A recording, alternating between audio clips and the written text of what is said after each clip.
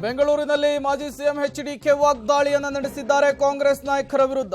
JDS ಮುಗಿಸುವುದೇ DKShi ಸಿದ್ದರಾಮಯ್ಯನವರ one line agenda. ಬೆಂಗಳೂರಿನಲ್ಲಿ ಮಾಜಿ ಸಿಎಂ ಎಚ್ಡಿ ಕುಮಾರಸ್ವಾಮಿ ಅವರು ಕಾಂಗ್ರೆಸ್ನ ಜೋಡೆತ್ತುಗಳ ವಿರುದ್ಧ ಮುಗಿಬಿದ್ದಿದ್ದಾರೆ. ಎಚ್ಡಿ ದೇವೇಗೌಡರು ಇದೇ ಜೋಡೆತ್ತುಗಳ ವಿರುದ್ಧ ನಿನ್ನೆ ವಾಗ್ದಾಳಿಯನ್ನು ನಡೆಸಿದರು. ಪ್ರೆಸ್ ಮೀಟ್ನಲ್ಲಿ ಡಿಕೆಶಿ ಮತ್ತು ಸಿದ್ದರಾಮಯ್ಯನವರ ಸಮ್ಮುಖದಲ್ಲಿಯೇ ರಾಜ್ಯದಲ್ಲಿ ಕಾಂಗ್ರೆಸ್ ಅಂತ್ಯವಾಗುತ್ತೆ ಅನ್ನುವಂತಹ ಮಾತುಗಳನ್ನಾಡಿದ್ರು. ಈಗ ಅವರ ನಂತರ ಎಚ್ಡಿ ಕುಮಾರಸ್ವಾಮಿ ಅವರು ಕಾಂಗ್ರೆಸ್ ನಾಯಕರುಗಳ ವಿರುದ್ಧ ವಾಗ್ದಾಳಿ ಮುಂದುವರೆಸಿದ್ದಾರೆ.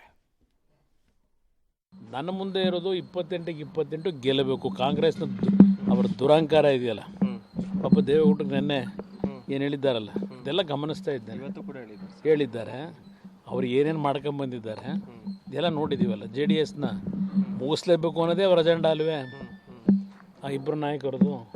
ಈಗಲೂ ಸಹ ಅವ್ರಿವ್ರ ಮನೆ ಬಾಗಿಲನ್ನ ಯಾಕೆ ತಡ್ತಾರೆ? ಪಾಪ ಯಾವುದೋ ಕಾನ್ಸ್ಟಿಟ್ಯೂನ್ಸಿಗೆ ಕೆಲಸಕ್ಕೆ ಹೋದರು ಕೂರಿಸ್ಕೊಂಡು, ನಿಮಗೆ ಕೆಲಸ ಮಾಡಬೇಕು ಅಂದರೆ ಬಂದುಬಿಟ್ಟು JDS ಬಿಟ್ಟು ಕಾಂಗ್ರೆಸ್ಗೆ ಏನು ಬೇಕೋ ಮಾಡಿಕೊಡ್ತೀವಿ, ಪಕ್ಷಕ್ಕೆ ಬರೋದ್ರೆ ಎಷ್ಟು ಕೋಟಿ ಬೇಕು ಹೇಳಿ, ಇದನ್ನೆಲ್ಲ ಪ್ರತಿನಿತ್ಯ ಚರ್ಚೆ ಮಾಡ್ತಾ ಇದ್ದೀರಲ್ಲ. ಯಾವ ಕಾರಣಕ್ಕೆ ಮಾಡ್ತಾ ಇದ್ದೀರಿ? ವಿರೋಧ ಪಕ್ಷ ಉಳಿಸ್ಲಿಕ್ಕೆ ಮಾಡ್ತಾ ಇದ್ದೀರಾ? ಸಿದ್ದರಾಮಯ್ಯವ್ರು ಹೇಳೋರಲ್ಲ ವಿರೋಧ ಪಕ್ಷ ಉಳಿಬೇಕು ಅಂತೇಳಿ. ಮಾಡ್ತಿರೋದೇನು ನೀವು? JDS ಮುಗಿಸ್ಬೇಕು ಅನ್ನೋದೇ ತಾನೆ. ಯಾವ ಪಕ್ಷದಿಂದ ಬೆಳ್ಕೊಂಬಂದ್ರಿ, ಯಾರ ನಾಯಕತ್ವದಿಂದ ಇವತ್ತು ಈ ಮಟ್ಟಕ್ಕೆ ಬಂದಿದ್ದೀರಿ, ಅದು ಯಾವುದು ನಿಮಗೆ ಕ್ರಿಯೆ ಇಲ್ಲ. ದೇವೇಗೌಡರು ಅವರ ಜೀವನದಲ್ಲಿ ಅವರ ವಿರೋಧಿಗಳನ್ನೂ ಸಹ ಎಂದೂ ಸಹ ಶಾಪ ಕೊಟ್ಟವರಲ್ಲ.